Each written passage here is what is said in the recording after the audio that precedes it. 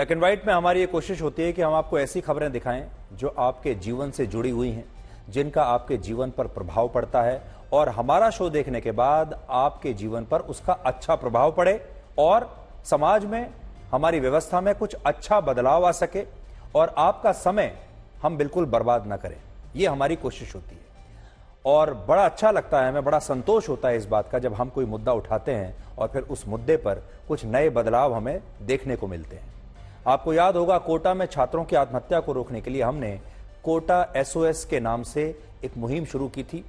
और आप में से भी बहुत सारे लोगों ने उस मुहिम में हिस्सा लिया था। बड़ी संख्या में लोगों ने, आप में से बहुत सारे दर्शकों ने हमें चिट्ठियां लिखी थी, मेल्स लिखे थे, हमारा मार्गदर्शन किया था, आपने अपना फीडबैक हमें दिया था और अपने सुझाव भी आपने हमें दिए थे, जो हमने आगे सरकार तक भी पहुंचाए, जो लोग कोचिंग सेंटर्स चलाते हैं उन तक भी पहुंचाए और लोगों में एक जागरूकता पैदा की।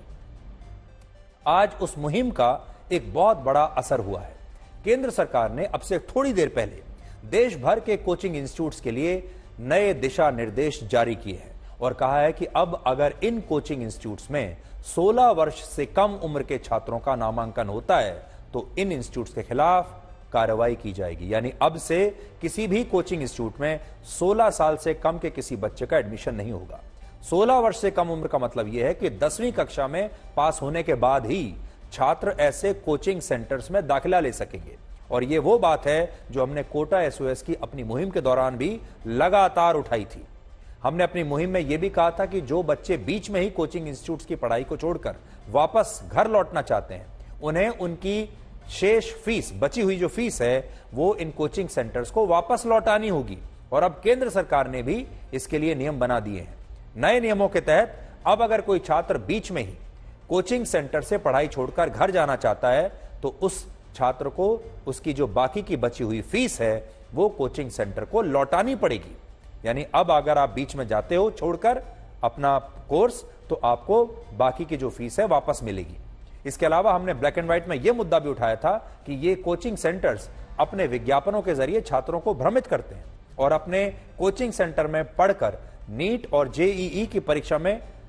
असफल होने वाले छात्रों के बारे में कभी कोई जानकारी देते नहीं। यानी जो सफलता का इनका दर है वो तो बताते हैं, लेकिन कितने लोग सफल नहीं हुए ये तो कोई बताता ही नहीं। और अब यही बात केंद्र सरकार ने भी कही है। इन कोचिंग इंस्टीट्यूट्स को बताया गया है कि अगर वो भ्रामक विज्ञापन दिखाते हैं तो इसके लिए उन पर कार्रवाई होगी। इसके अलावा ये कोचिंग इंस्टीट्यूट्स अच्छी रैंक और नंबरों वाले विज्ञापन नहीं दे सकते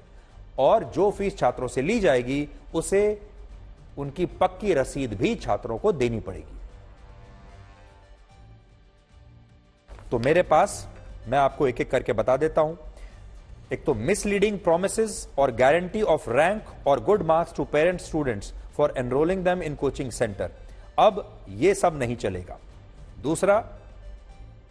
कोचिंग सेंटर को अपनी एक वेबसाइट बनानी पड़ेगी जिसमें जो पढ़ाने वाले, जो उनके ट्यूटर्स हैं, कोर्सेज हैं, करिकुलम है, ड्यूरेशन ऑफ कंप्लीशन है, हॉस्टल की फैसिलिटीज हैं, जो फीस है, उस सब के बारे में और एग्जिट पॉलिसी जो होगी उस सब के बारे में विस्तार से जानकारी इन्हें अब देनी होगी। इसके अलावा जिन छात्रों ने पूरी फीस दे दी है, अगर वो बीच में छोड़कर जाते हैं तो उनकी फीस रिफंड होगी। कोचिंग सेंटर्स में अब 1 वीकली ऑफ अनिवार्य कर दिया गया है और 1 छुट्टी छात्रों को भी मिलेगी और पढ़ाने वाले जो अध्यापक हैं उन्हें भी मिलेगी।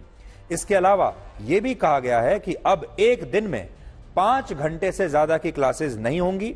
और ये जो क्लासेस होंगी सुबह सुबह बहुत जल्दी भी नहीं होंगी और रात में देर तक, शाम देर तक भी नहीं होंगी। मतलब अर्ली मॉर्निंग और लेट इन द इवनिंग ये क्लासेस नहीं होंगी ताकि छात्र आराम कर सकें और उन्हें स्ट्रेस ना हो।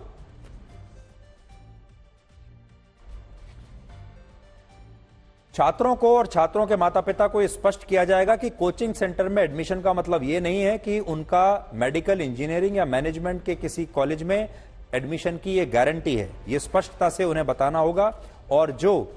कोचिंग सेंटर्स में असेसमेंट टेस्ट किए जाते हैं, जो वीकली टेस्ट होते हैं, अब उनके जो नंबर हैं, उनके जो मार्क्स हैं, वो सार्वजनिक नहीं किए जाएंगे और जो कोचिंग सेंटर्स इन कानूनों का पालन नहीं करेंगे उन पर कार्रवाई होगी। पहली बार जब वो कानून तोड़ेंगे 25,000, फिर 1 लाख और उसके बाद उनका जो रजिस्ट्रेशन है वो भी रद्द किया जा सकता है। तो ये एक बड़ी सफलता है और हम आपसे ये भी कहेंगे कि अगर आपका बच्चा किसी कोचिंग सेंटर में जा रहा है तो आप ये जो नई गाइडलाइंस आई हैं सरकार की, इन्हें ध्यान से पढ़ लीजिए।